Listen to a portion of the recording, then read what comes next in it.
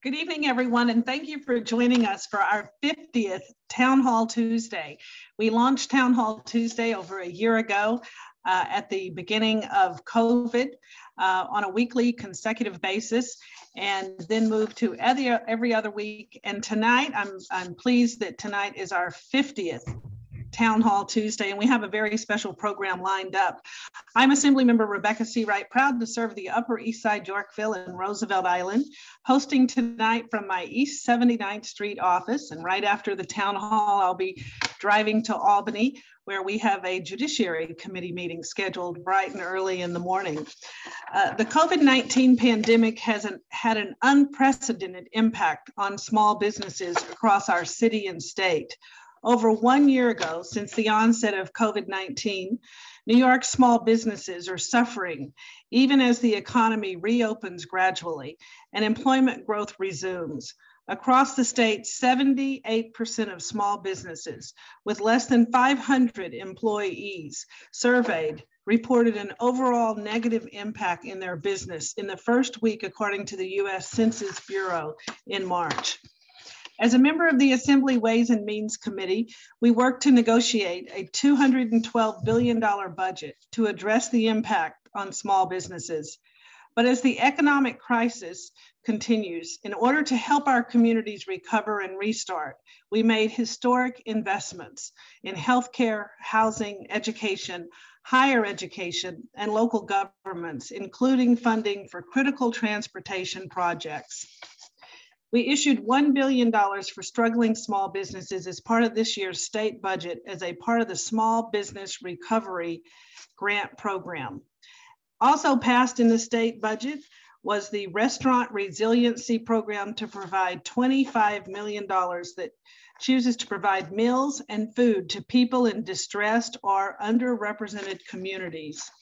Some eligible businesses may also be able to take advantage of the restaurant return to work tax credit of up to $5,000 per new worker, up to $50,000.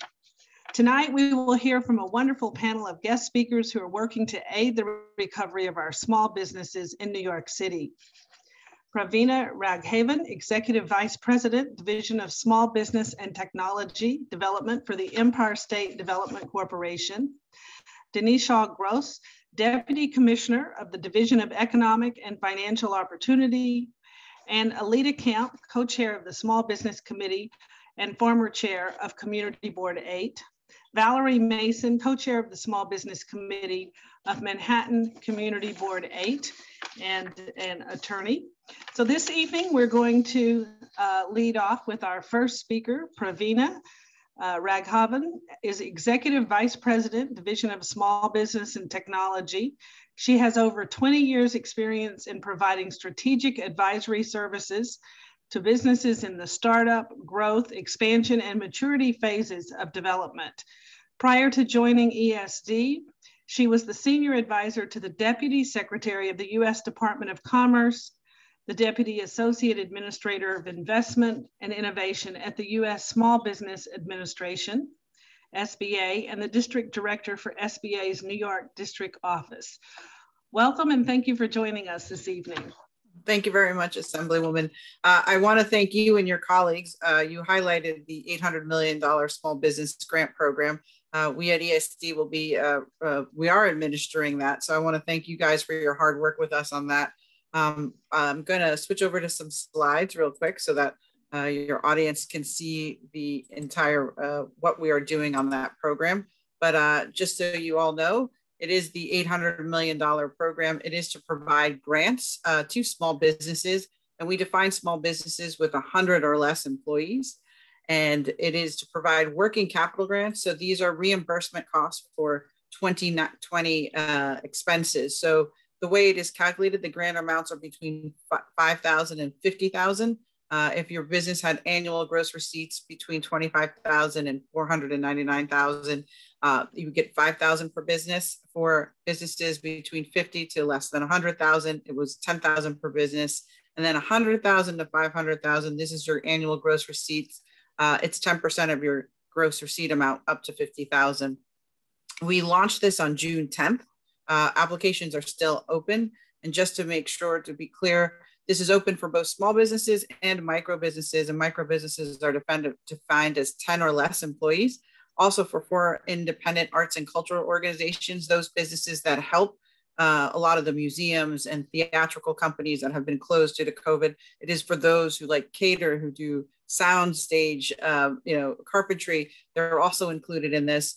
In addition, small businesses have to have been in service as of March 1st, 2019, and have at least $1 of gross profit in their 2019 tax returns, and show that they followed the protocols of COVID-19, which we know has caused a lot of businesses to suffer gross receipts lost. To qualify, you have to have gross receipts in either 2019 or 2020 between 25,000 and 500,000. You take it right off your tax return. As I said, demonstrate that you had at least $1 or more in net profit in 2019. And then it's a difference between your 2020 gross receipts and your 2019 gross receipts, 25% annual gross loss. And I should say, everybody who's frantically taking pictures and trying to keep up with this, there is an entire website dedicated to this. It's New York smallbusinessrecovery.com. And I'll show you the screenshot.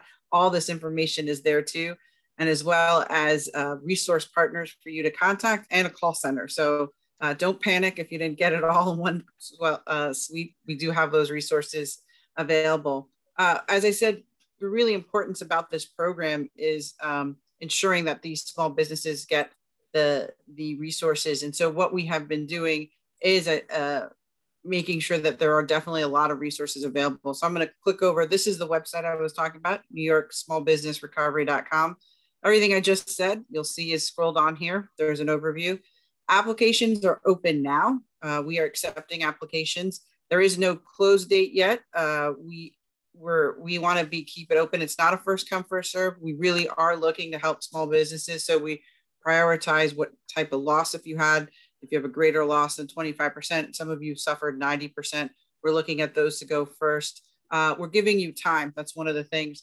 I also want to say, for people who English may not be their first language, we also have the application guide that I just went through in the top 12 languages in the state, including in addition to English, so that and also how-to videos so that you can do it yourself, because we know that everybody works at a different speed. The required documents, this is something we got a lot of questions about. We try to make it as simple as possible. As I said, it's your 2019 and 2020 business tax returns. We need one of the following, which is your proof of business organization, such as a license, a certificate of assumed name. So these are things that you should have in your possession. And if you don't, we have resource partners who can help. Then also proof of your business location, which could be your lease, your bill, your mortgage statement, your business credit card, your professional insurance license, your New York State sales tax, schedule of your employees, schedule of your ownership, anyone who owns 20% or more, and then your proof of employees, which is your New York State 45. And then all important as we go through this process is getting your W-9 and bank information so that we can make the awards. I just want to point out that the begin application is here. It's really little easily. If you have a Chrome, we give you all sorts of advice on how to access it. And if you need help as you're in the middle of this, we have a call center. So, please use that call center. We have agents. They also are agents with also foreign language capability as well. And if you need accessibility, there is a number for that as well. We try to make it as simple as possible for the small businesses here in the state. And I do want to take everyone up to the top, as hopefully no one's going to get seasick while I do that. But you see this find a partner. We do it by county and by language. And so I would encourage you to go and work with any of the partners on this list. We have over 70 partners to work together with us to make sure that we can answer your questions, that if you don't understand something, they can take it through with you. And if you have capability of not being able to get online, or you can't scan the documents, they will also help you upload and scan the documents for you as well to help that. So I would encourage you, if you have any questions, to go to that or use the 1-800 number. But really the point of this program is it's open now. I would encourage people to start to apply if you haven't. If you've already applied, I'd encourage you to upload your documents, because if we don't have the documents, we can't move your application forward. And we have around 50,000 applications right now that we are reviewing. payments. And we held for 2 weeks. It was open June 10th. We held until to this weekend, and we just started award notifications this week. So the money is going to be going out on Friday for the first few grantees that have gotten all their documentation in. And so I'd encourage people to apply. And, it's really to help reimburse your 2020 costs. So that includes payroll, mortgage, rent, insurance, PPE, COVID-19 protocol endeavors, anything that you needed to keep your business operating and running, even when we were shut down in 2020, that is what this is for. So it is to cover those working capital costs. And so, and it's as easy as going onto a website. There's about 26 questions we'll ask you, and then upload your documents, and then it'll be put into a queue, and we're reviewing as quickly as possible. As I said, we've already started giving out the first awards this week. So that is the small business recovery. I also want to just take a moment, since you talked about the return to work tax credit, we'll be opening up that portal later on this month. If you're a restaurant in New York City, or if you are a restaurant in one of the red zones in the state, there is a $35 million return to work tax credit for restaurants. That information will be put up onto the ESD website, which is esd.ny.gov. There's currently, if you do go to the website, you will see an indicator to sign up to get more information when that is launched. We'd be happy to have you do that. And we will send you an email letting you know when that application, but it is $5,000 for every new worker, up to $50,000 for the restaurants. It's a tax credit. We'll have an advance period by September 15th. And then if you are still hiring people, you get it until the end of the tax year. So that program will be launching soon as well. So that's what we're doing here at ESD. I'll just tell you, it took a while to put an $800 million program together.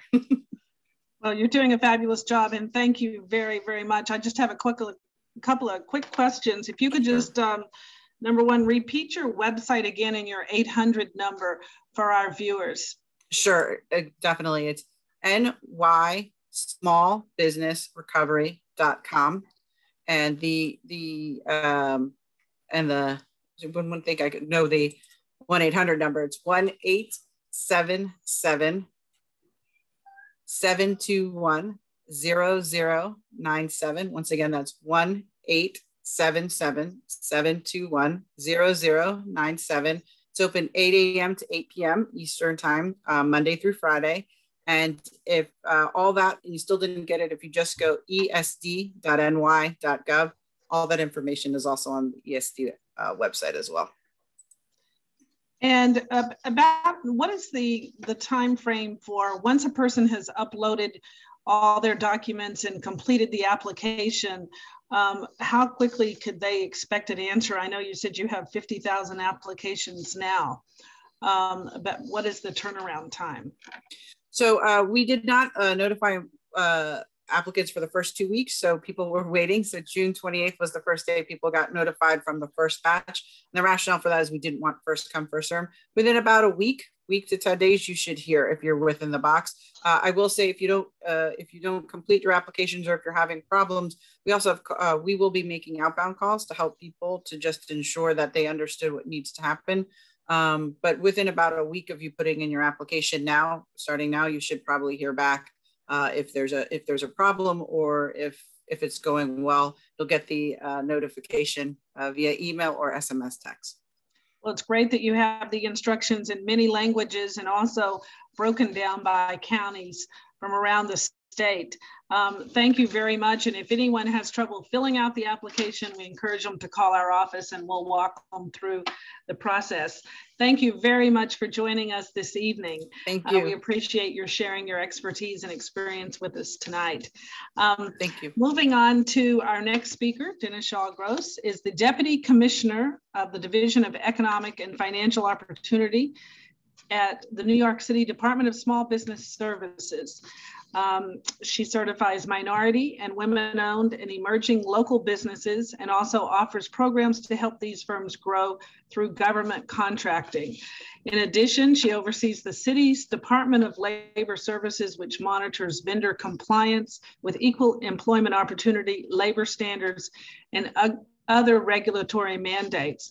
And I'm a huge supporter of our MWBE, minority and women-owned businesses, and our goals that we're striving to reach at the state level. So I think this is very important, especially during this time that we're in following COVID. So thank you very much, Deputy Commissioner, for joining us this evening. We look forward to hearing from you.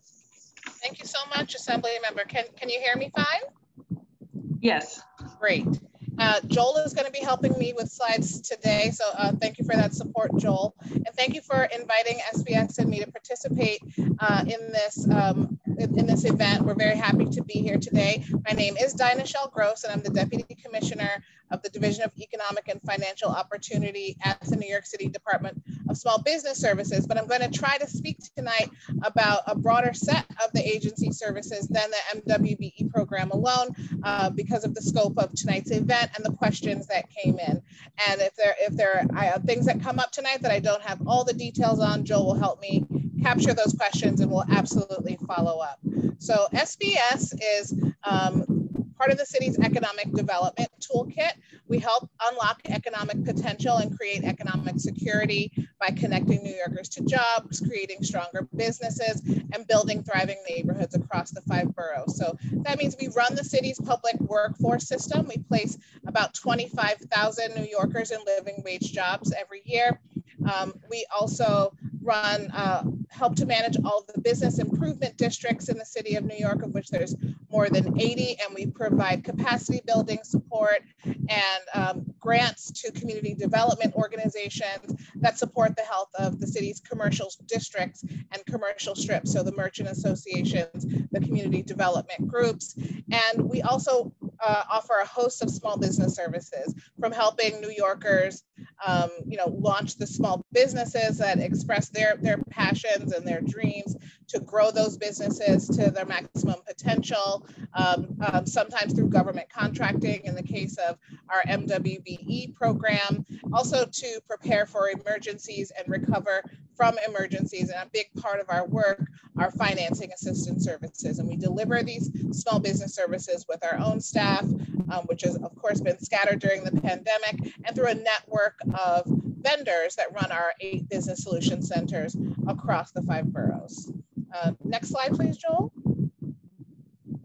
So this slide describes a bit of what we tackled during the pandemic. From the onset of the pandemic, we quickly launched several resources to help reopen businesses and provide the necessary guidance and support small businesses told us that they needed. So since last March, we've delivered over 130,000 services to small businesses across the 5 boroughs. We've more than tripled our regular workforce services and helped 78,000 New Yorkers connect to jobs.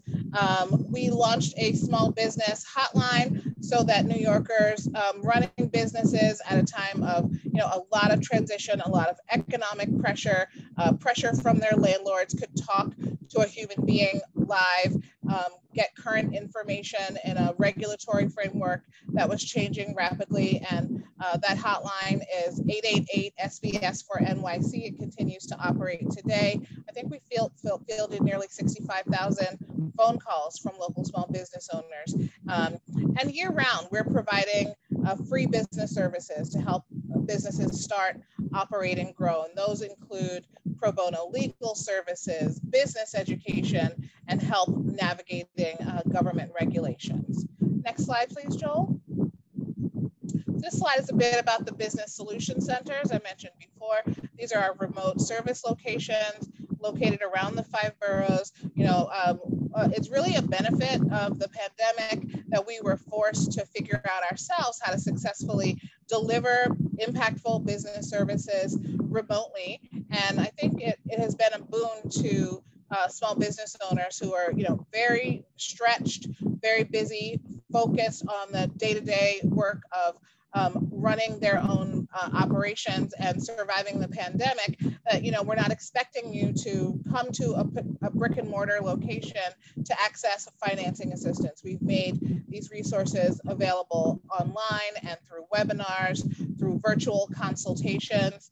And these range from our small business courses, which are all advertised on Eventbrite, to pro bono legal assistance consultations, even our compliance assistance consultations, where we will do a virtual visit to a business to ensure that they are in compliance with local regulations that to help them avoid fines and fees. And so this slide just tells a bit about that compliance consultation service. Next slide. One of our most important and popular services during the pandemic has been our commercial lease assistance program. We actually launched this program a couple of years ago after our city council passed a bill that outlawed small business tenant harassment. We added a line of services to help small businesses negotiate with their landlords lease terms or signing new leases or addressing other lease related issues. And this became really critical during the pandemic. We were able to get new city funding for the program, and it will be funded moving forward. We also got funding for the out years. So these are pre-litigation services, but the attorneys are amazing, and they've been really effective in helping our local businesses negotiate with their landlords to help. It's really a win-win in those negotiations to help the landlord preserve, some income or the future of some income, and help that business hang on while financial assistance is being sought. And that can be accessed through the link that I'm sharing here. Of course, we're going to also circulate this deck, so don't feel like you have to jot down all of these URLs. You will get it with the hyperlinks included as a follow-up to tonight's meeting. Next slide, Joel. This is just a sampling of the business education webinars that are available every day. Every single day, we're delivering workshops to help small businesses, figure out how to operate, in a virtual environment, how to build an operational plan, how to apply for the financing assistance that's available, ranging from crowdfunding to grants to city, state, and federal loans and grant programs, MWBE certification, EBE certification. All of these webinars are available on our Eventbrite page, so you'll receive the link to that. But I want to say, there's no wrong way to participate in these webinars. You shouldn't feel like, if you log in, you're going to be on the spot. This is a free resource. You can consume it whatever way works for you. You can come in and lurk the first day and then get emboldened to participate at a later time. You can, participate partially in the event. We want you to feel like this is a resource that you can access at your convenience, and also to hear from you what you need. And so if we're not offering some business education that's useful to you, we're happy to adapt our offerings. I think entrepreneurship can be very stressful. It can feel like you're in it alone, especially late at night when you're you're looking over your books, you're figuring out how you're going to adapt, how you're going to meet payroll. But across the city, there are thousands, hundreds of thousands of New Yorkers involved in the same stresses. And in our workshops, in our programming, you meet your peers, and that can really help you problem solve and help the small business owner feel less alone. And the fact is, we have no metric of success, but your survival and success, so you're not alone. And we hope that you will connect to these resources through the hotline, through these webinars, and let our skilled staff assist you. Next slide. So this is a slide about the program area that I manage, which is the city's MWBE program. The city of New York, 2016, when I started with the city, had 4,500 certified MWBE businesses. We now have over 10,500 businesses in our database. And our goal is to help these businesses grow by connecting to contracts with the city, diversifying the city's vendor base, and showing that the city is a route. City contracting is a route to small business growth, and it has been incredibly important during the pandemic that we didn't use the fact that there was an emergency to take a single step away from our commitment to MWBE utilization. Instead, we doubled down, and we have achieved over $700 million in direct awards to MWBEs during the pandemic that are covered by our MWBE program, the set of contracts where we set city goals. And we've awarded over $1.1 billion in emergency contracts to MWBEs in the city. And that is something brand new. The city has never been required to set MWBE utilization goals and emergency contracts, but an executive order from Mayor de Blasio last summer required city agencies to consider MWBEs for those needs as well. And that executive order has led to that $1.1 billion number. So as small businesses have been working to survive this pandemic, we have relied on them as partners to the city to deliver on public needs. And we know that those awards and those payments have been integral to their survival. And so we continue to onboard new MWBEs, and once they're certified, to work to connect them to contracting opportunities. Of course, all of this is also available online. We do certification webinars every single Wednesday, and we've also translated all of these materials into the city's top 10 languages as required by the Language Access Law. So we're happy to do MWBE outreach in any of those languages. Next, Joel. Joel is sharing a slide here about a recent fun but also substantive program of the agency called the Shop Your City Challenge. So we asked and challenged New Yorkers to take a break from big box retailers and spend their dollars at their local small businesses. So this was a multi-channel marketing campaign. It featured a contest and a chance to win a $50 gift card. We've received hundreds of submissions, and we have launched a new a small business map in conjunction with Live XYZ, and we're looking forward to announcing the winners of that challenge in the coming weeks. Next slide, Joel. So last week, SBS announced a new concierge service to slash red tape for small businesses. So this is an $11 million investment by the city, and it's an interagency collaboration. The goal is to make New York City the easiest place in the United States to open or reopen a small business. We're going to be developing a new quick start guide that'll be a single point of contact to help businesses navigate their interactions with the city around reopening, as well as a public dashboard. SBS, the Department of Buildings, the Department of Environmental Protection, Health and Mental Hygiene, FDNY, we'll all be working together on this, and we're guaranteeing a 48-hour response to all small business inquiries. And we expect that this will cut the time for small businesses to launch by about 50%. We're hoping to serve 50,000 businesses through this initiative and our business assistance programs in the coming fiscal years. Next slide, Joel. And we know that many small businesses continue to need financial assistance. Since last March, we've connected about 5,000 small businesses to $156,000 in local, state, federal, and philanthropic funding. And in the new fiscal year, the city is committing an additional $160 million to small business recovery and to train New Yorkers on jobs in the new economy. So this includes a brand new $100 million small business loan fund dedicated to helping small business reopen and grow to pre-pandemic levels. And for these loans, we're targeting underserved businesses to help them access capital and invest in your business and meet their changing needs. So these will be low interest loans of up to $100,000 per business. And this fits very nicely in a financial assistance portfolio that SBS has operated for many years.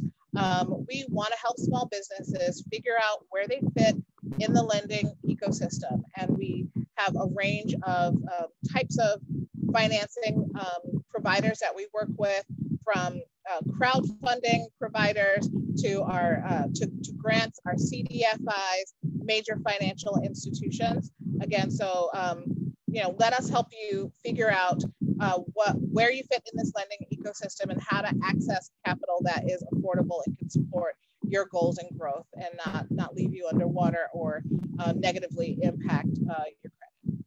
Next, Joel.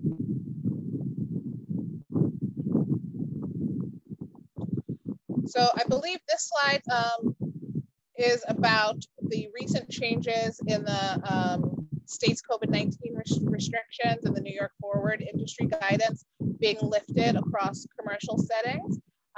And businesses are now free to choose to lift those restrictions for their own operations or continue to adhere to the state's prior guidance or implement the other precautions that they feel are appropriate for their employees and their patrons. Businesses may still require masks and social distancing for employees and patrons, regardless of vaccination status. So this is just an example of the type of questions we're answering for small business owners on the hotline. You know, something hits WNYC, it hits the news, or the SLA puts out information about, you know, a change in liquor delivery. We see a spike in calls, and we help to connect people to the right information so they have a clear understanding of where they stand in the changing regulatory environment.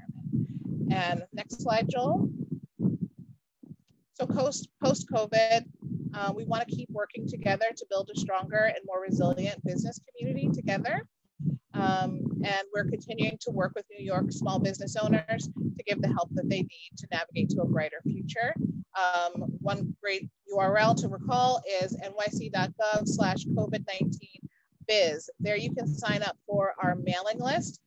We are constantly providing email communications and toolkits to organizations such as our community boards, nonprofit partners, our elected officials that want to turnkey this information, up-to-date regulatory financing information to your own mailing list. So sign up there for those toolkits and those communications. And with that, I will do my best to answer any questions that you may have.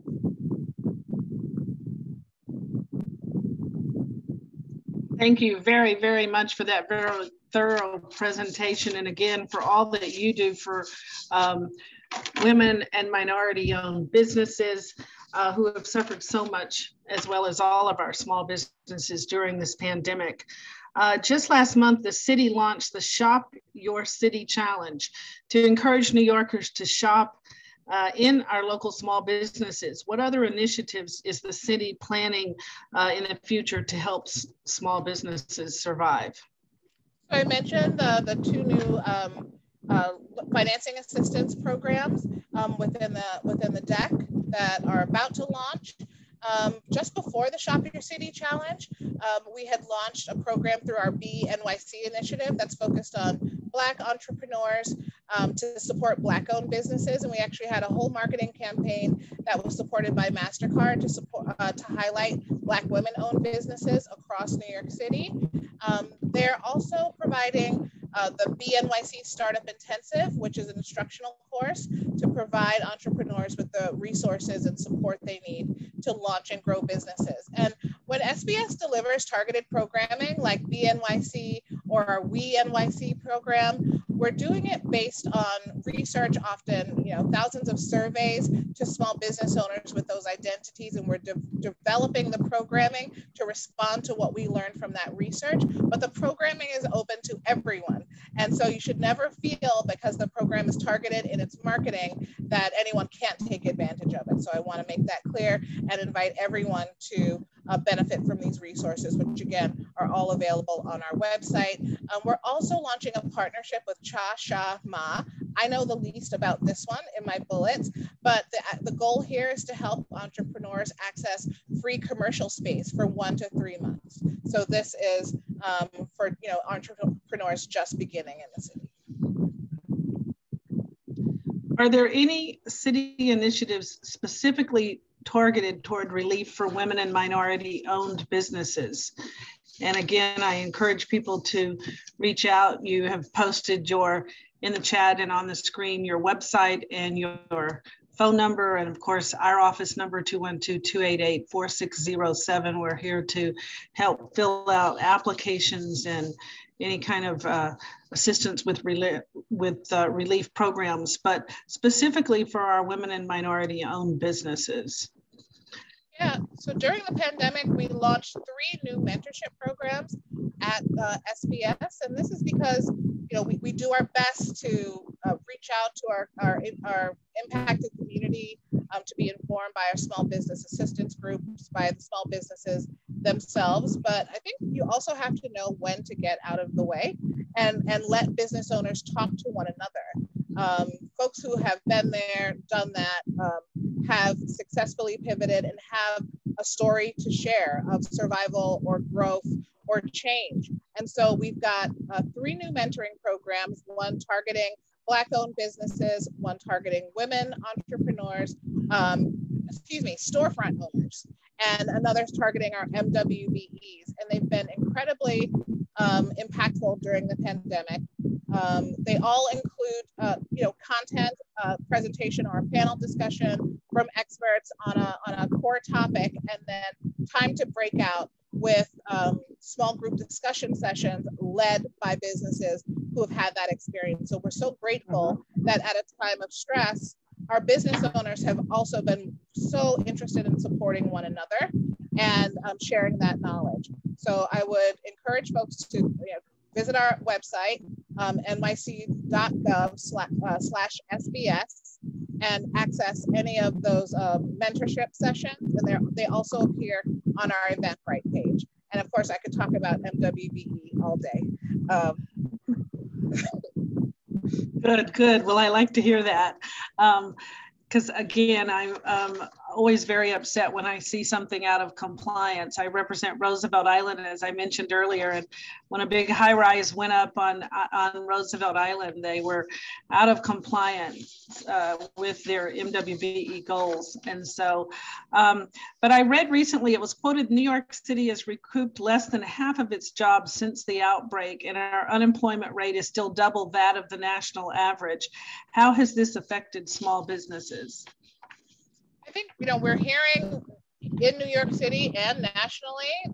There was an amazing article in the Times, I believe yesterday, about the Hamptons and how both labor shortages and affordable housing issues are impacting their ability to attract summer workers. And, on the busiest times for the season, when they're hoping to make back money that they weren't able to make last year to survive the pandemic, they've got to shut down because they can't staff.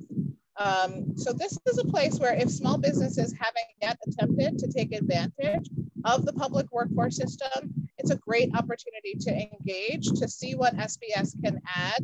We've got thousands of job seekers coming to us, asking for help, finding the job that's a right fit for them. So we do want those to be living wage jobs.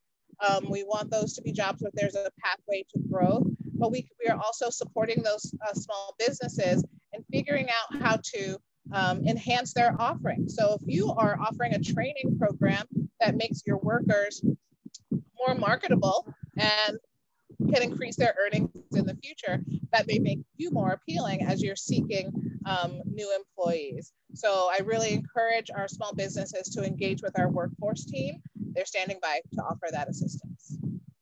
Wonderful. Well, that's terrific.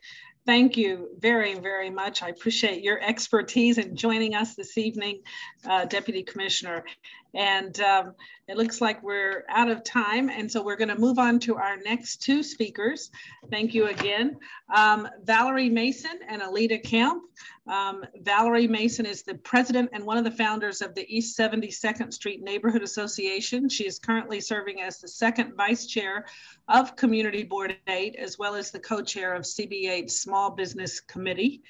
And she is a member of a professional corporation firm on banking and finance department and specializes in domestic and foreign banks, commercial finance companies.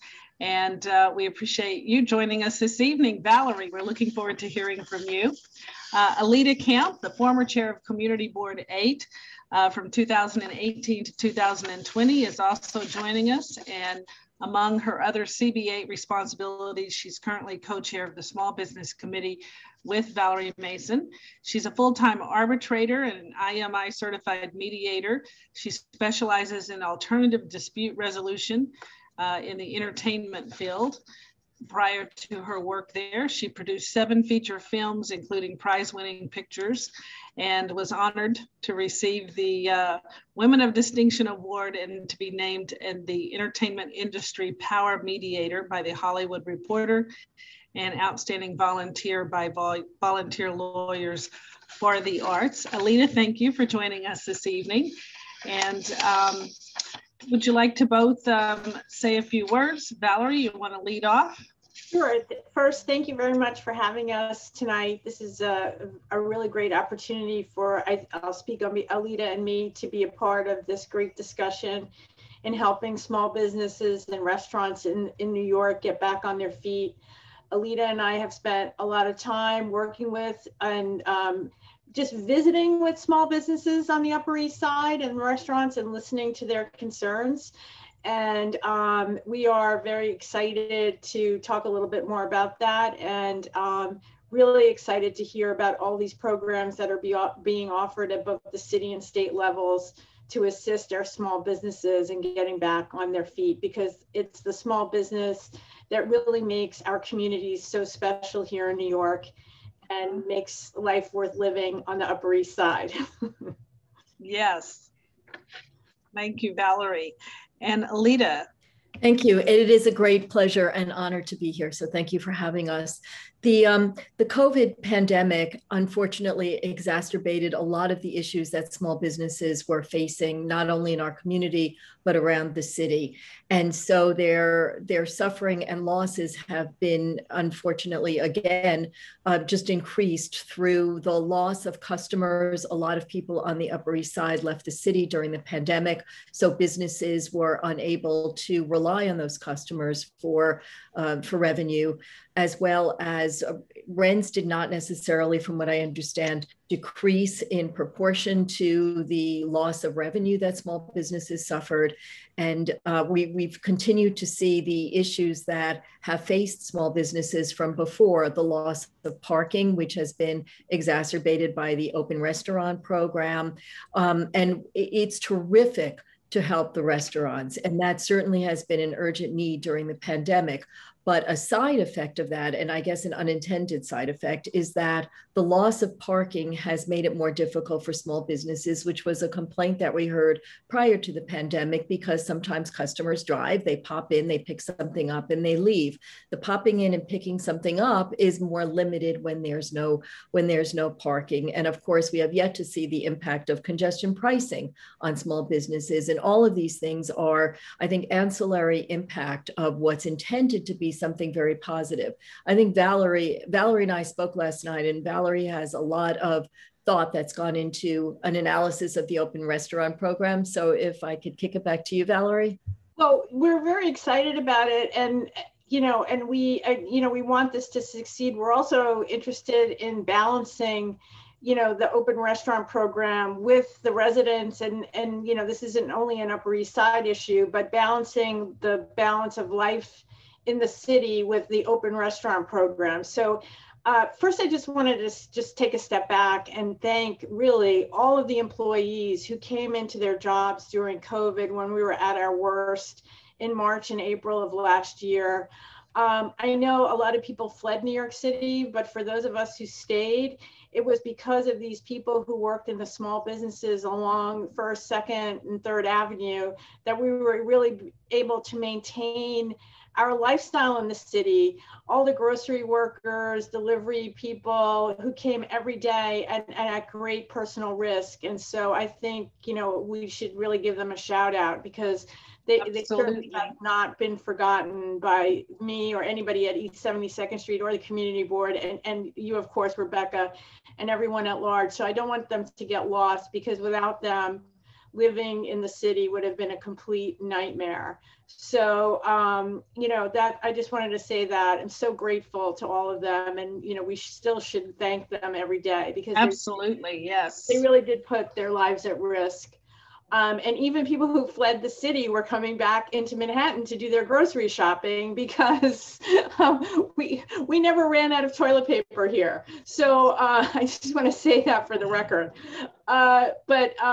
But in terms of the open restaurant program, and again, this started at the beginning of COVID, everyone was supporting the local restaurants and businesses, ordering from restaurants that they had never ordered from before to keep everyone employed. We also were, we were very lucky that, you know, we have the hospitals and businesses that sort of kept the street traffic moving and kept lifelines for our businesses. You know, you can really see a big difference on the Upper East Side between east of 3rd Avenue and then Lexington, Madison, where more people, residents had left the city than what I like to fondly refer to as on the Far East Side.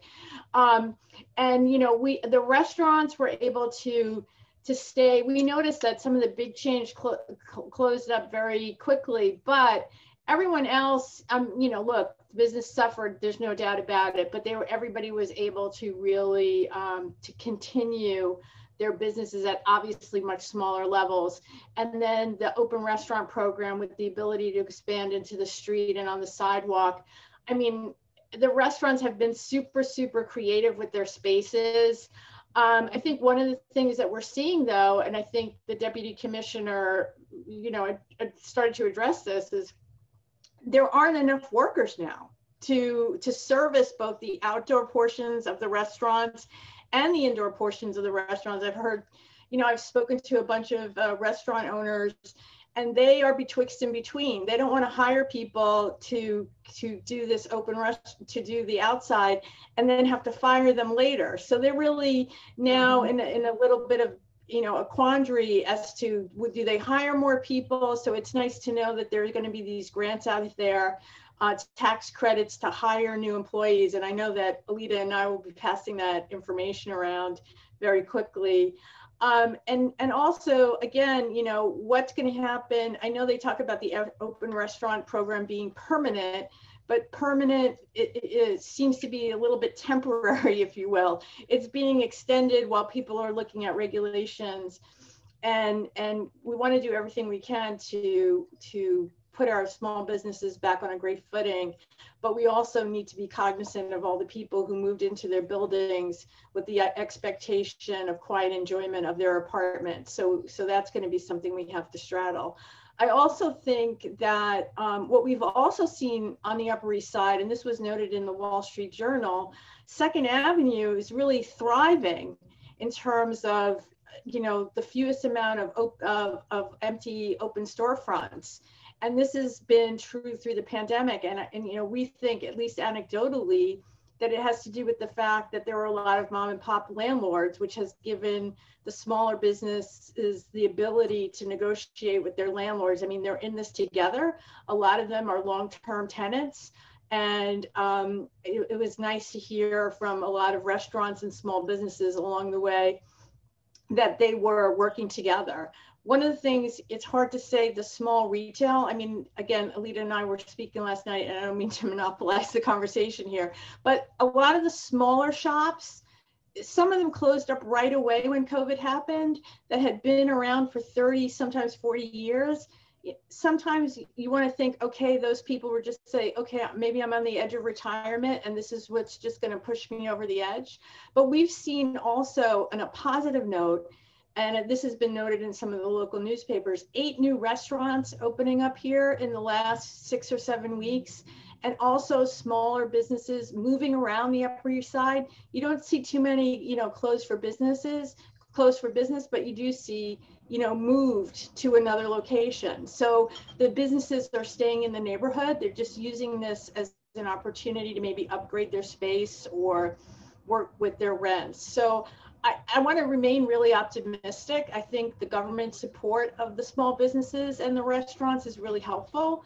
And I think, you know, everyone is in this together. I think we're all really positive. And so, you know, with government's help and also the support of the local community, I think we're going to come out of this, you know, better than ever. So I'll turn it over to Alita and you for some other comments. I just want to add a couple of things. That at the community board, we're very concerned about equity. And so the open restaurants program has really benefited, and we're glad the the restaurants that were able to have open and outdoor space, but there are restaurants that were not able to, either because of fire hydrants, bus stops, bike racks, and there should be something to help those businesses stay in business, because they never bargained for a loss of opportunity the way we've seen with the open restaurants program. There were a lot of unintended, again, consequences of the open restaurants program, such as Valerie pointed out, with quiet for the neighbors, equity and fairness, parking for small businesses that really need to be taken into account. I also would like to add to the foot traffic that 3rd Avenue has suffered a lot once the 2nd Avenue subway opened, because people no longer had to cross or walk down 3rd to get to the subway on Lexington. So they're almost a pedestrian desert for people getting to the subway. And a lot of businesses on 3rd Avenue have closed, both chains, which we are always more in favor of mom and pops, but mom and pops too, because they just don't have the foot traffic. And then in addition, for the optimism, I know a lot of younger folks are moving to the Upper East Side because rents are lower. So maybe as they come, businesses interested in appealing to younger people, maybe with heftier pocketbooks, can open and follow them. And maybe some of the younger people moving up there are entrepreneurial in spirit and opportunity, and will use the vacancies around to be able to open small businesses. So I think there is cause, as Valerie pointed out, for optimism, and we're really hopeful that the Upper East Side will continue to thrive. We are almost different neighborhoods around the Upper East Side. Madison Avenue is a stretch of shopping and restaurants in its own right that's very different from what you find on the other avenues.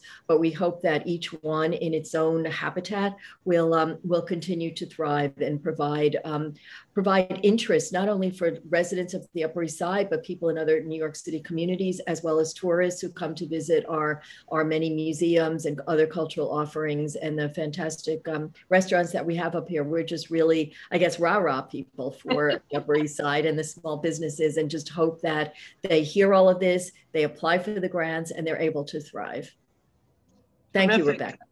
Well, thank you to both of you. And we do have a few questions that have come in. Alita, it's particularly interesting that you point out about the pedestrian desert on 3rd Avenue. So I guess when we have one thing wonderful happen, like the opening of the 2nd Avenue subway, which I know Congresswoman Maloney worked so many years to get some of that federal funding and at the state level for us to get into the state budget. But then again, it creates this pedestrian desert. So the businesses are really suffering. So it's very, very interesting. But I know the Upper East Side has often been called Little Times Square. If you go down 2nd Avenue late at night, there's long lines outside the yogurt stores in the 80s on 2nd Avenue, and it's really flourishing. But what are some of the biggest challenges that you've seen on Community Board A, co-chairing this committee, that our small businesses have faced? I know, Valerie, you pointed out that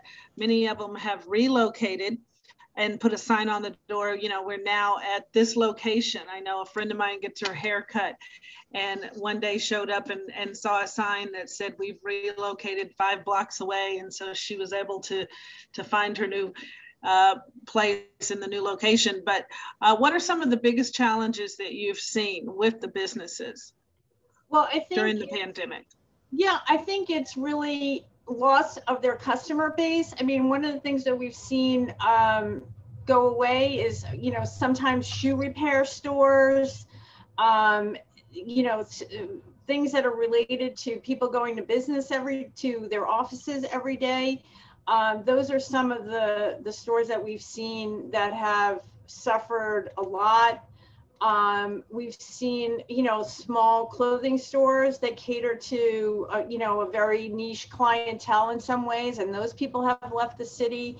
So I think those kind of niche stores are the ones that have suffered the most. Also, any store that really didn't have an e-commerce capability, I think it was very hard to transition from a true bricks and mortar type of business to then doing delivery. I mean, we had, you know, I think her last name is Birnbaum, who started as, you know, Shop the Upper East Side to try to help local businesses establish an e-commerce site. So I think that's really where we saw a lot of the suffering to begin with, which it was essentially not really geared up for two different types of commerce. And then once people got their, the ability to do that, it kind of helped things, I think. And the rent had an impact as well. And small landlords are also small businesses.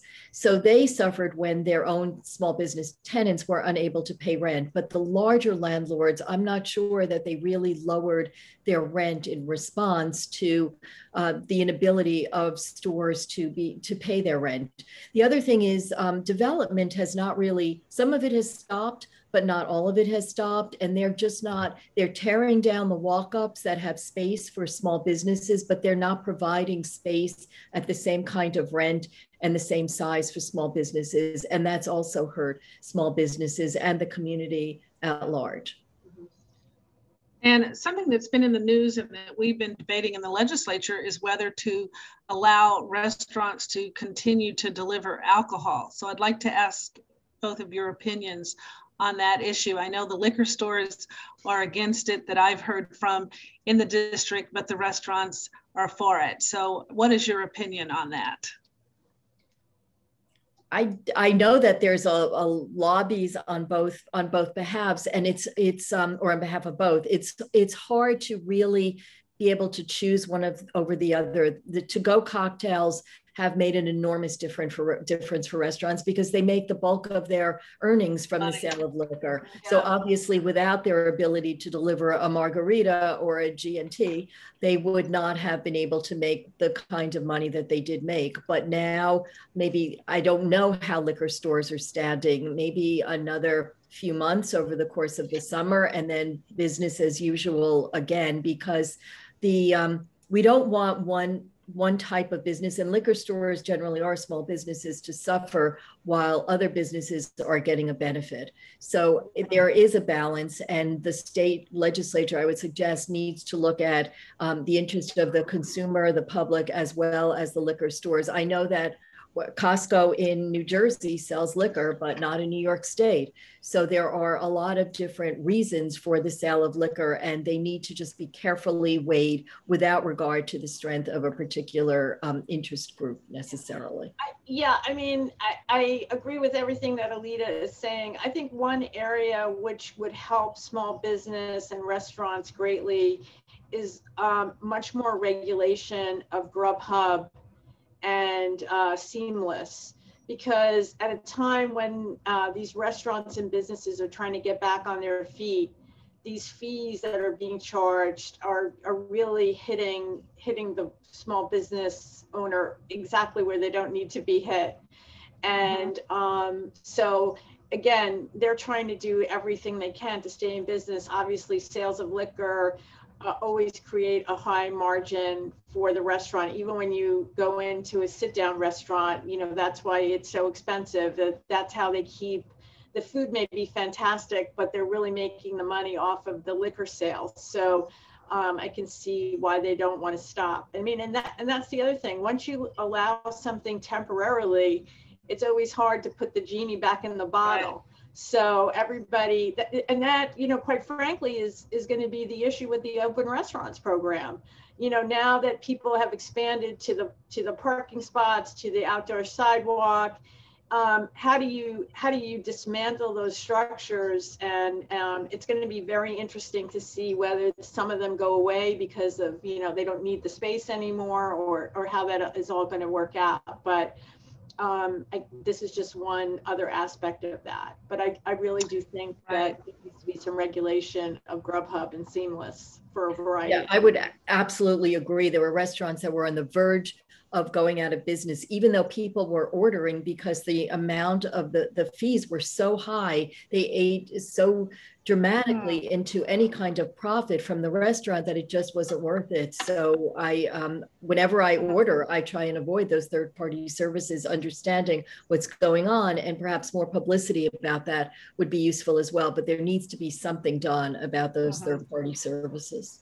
Well, thank you for go ahead, Valerie. I was just going to say also too, in the restaurant's attempt now to hire workers, You know, again, the treatment of Seamless and Grubhub of their delivery people as independent contractors, again, I think is also something that needs to be regulated. I mean, these people worked extremely hard during the pandemic, continue to work extremely hard under really dangerous conditions. And I'll just put in a plug for something that I've been thinking about is, you know, we have a lot of empty storefronts. I really think that Grubhub and Seamless should have to provide depots for these delivery people, and they could use these open storefronts so that their workers, or their, as they call them, their independent contractors, can have a place that they can hang out and keep warm in the winter and cool in the summer, and have access to toilets, etc. Right. And unionize these independent workers. I mean, you know, they should have some decent working conditions. Absolutely, yes. Could I just go back for 1 second to the liquor store versus restaurant? I wasn't suggesting by any means that Costco be selling liquor in New York, but I think the legislature needs to look at the profits from the restaurants once they're back in business, and once people maybe after the summer are back dining indoors, and see what's going on before any permanent decision is made, because we want to help the restaurants, but we also don't want liquor stores to go out of business. And sometimes, like with the open restaurant programs, decisions are made very, very quickly without considering all of the factors that need to be considered. I mean, the permanent nature of the open restaurants program. So I'm all for thoughtful decision making, considering all of the interests. And there are stakeholders beyond those that seem to be considered sometimes, and for instance, the third-party delivery fees and how they treat their workers, that all need to somehow. And New York is a complex and complicated city with a lot of different interests and interest groups and stakeholders, and we all need to have a voice in what's going on, because in many ways, so many of the different groups and stakeholders are impacted. Thank you. Right. Now, Costco in certain areas of the state of New York can sell wine. I wasn't aware they couldn't sell liquor, but I know there are some locations that at least sell wine. Sometimes I know in Westchester, it's an independent, I think it's in Westchester store that's not part of Costco, and it's some kind of convoluted thing. But I like Costco, I shop at Costco, but I also shop at the local liquor store. And I know that they're a community, because when we were putting on an art show, I went in and asked them if they would post our flyers. And thank you very much for sending them around. And they did. And so there is a sense of community that you get from these local stores and local storefronts. Without going into politics on other issues, as a community member, they have been willing to stand up for certain things as well that I don't say as a CB8 member. And so there is a spider web, if you will, of interest between the stores and the restaurants and the community and shoppers and visitors. And I know that there is, because I've been there, that Filipino restaurant on First Avenue that was started by workers in the hospitals, Filipino workers who wanted a place to be able to get an authentic Filipino breakfast. And now it's open and it's successful. And it was in one of the New York Times restaurants to go to that started during the pandemic. And so there's a kind, and it may be because of what Valerie said, the hospitals had a constant flow of workers and employees and staff going there, so that there was foot traffic and there was an interest in other things on the way to and from work that maybe other parts of the city, plus with the flow out of the city. So these are the kinds of factors that really matter in considering what to do about small businesses. And I know, and chain stores suffer too, because they all closed on the corner around 86th and 3rd Avenue. So I hope that we do see more small businesses coming in and moving around and staying, because that is the lifeblood of New York City. It absolutely is, and it's so important. And I want to thank both of you for joining us this evening, and for all the work that you're doing as so dedicated to community board aid, and such a valuable community resource. And I very often tell constituents when they call to make sure that the community board has heard your concerns and that you show up and testify in the public session. So I know now that the emergency has been lifted, lifted, we are no longer allowed to do committee or legislative hearings or votes on Zoom. So I have to ask you, as a community board, will you be returning full-time to in-person meetings, or will you have a hybrid approach? Or with the open meetings law, are you allowed to legally continue to do it on Zoom? No, I think that we are not allowed to continue on Zoom, and that we're hoping the legislature will actually take action and allow a hybrid, because a lot of people are just not comfortable sitting in a room with people who may not have been vaccinated, or in any event, sitting in a closed space for hours at a time. And our meetings can run for hours. So our full board meeting in July, our land use meeting was canceled because of the emergency lifting, and our full board meeting will be someplace public. We're looking for an outdoor space right now, so stay tuned and check our website for that. Maybe Cornell University would have, or the Four Freedoms Park on Roosevelt Island has large outdoor spaces. Of course, Four Freedom, as you know, is one of the 7 state parks in New York State, and Cornell just launched and cut the ribbon on the big hotel on the island, but there's a lot of green space. And this is for your upcoming July meeting. Yeah. Yes, it's the 3rd Wednesday. So it would be, I think, the 21st, July 21st. And I think the board has set its sights on Roosevelt Island. Oh, terrific. Yeah, traditionally, I think that July meeting has been on the island. Yeah, it's a great idea. The only thing I hope is we don't have a 95-degree day that we've had today. In the rain. Right. Thank you very much, Rebecca. You are a great supporter of the community board, and we love working with everyone in your office, and they are a great team and very constituent oriented. And all I would say is, if anybody who's watching who has a concern, Rebecca Seawright staff is there to help, and of course Rebecca herself. So we really appreciate that. I second that enthusiastically and wholeheartedly. Thank you so much for everything that you do for the community, Rebecca.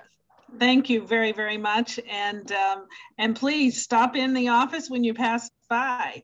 Okay, we'd love to see you. And we have tons of PPE equipment. We have face masks, and we have gallon jugs of hand sanitizer. And so we've been delivering it to businesses across the district, but if you know of any local businesses that need more, we're happy to deliver it to them. Thank you for joining us tonight for our 50th Town Hall Tuesday. If you're a small business tuning in, please consider our office a resource. We can help you navigate any challenges you may encounter in applying for small business grants. Just recently, my staff accompanied the commissioner and his staff who had written up fines for a local restaurant. We were able to jump in and kind of help mediate these violations, and the restaurant was able to correct them. So we got the problem solved. And so we're happy to jump in and try to facilitate mediation with any of the city agencies. We continue, like I said, to make deliveries of these gallon jugs of hand sanitizer. We also have small little mini bottles. Every Thursday we do in front of the office. We're a storefront office right next door to the post office. Behind the bus shelter, we have a free mask and hand sanitizer giveaway. Our office features the small business in our weekly e-newsletter. So please submit your favorite place to eat or shop around the district so we can give them a shout out in our e-news.